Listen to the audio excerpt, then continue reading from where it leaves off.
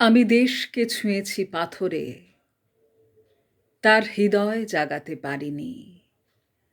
অন্নপূর্ণা সাজাবার দায়ে গড়েছি শ্মশান চারিণী।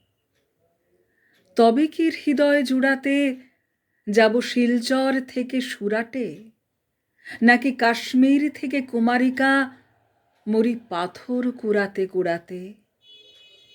শুধু চোখের চাওয়ায় রেখেছি আজও জবা কুসুমের তুলনা। ধ্বংসের পূজা হবে শেষ রাতে, সেই কথা কেউ ভুলো না।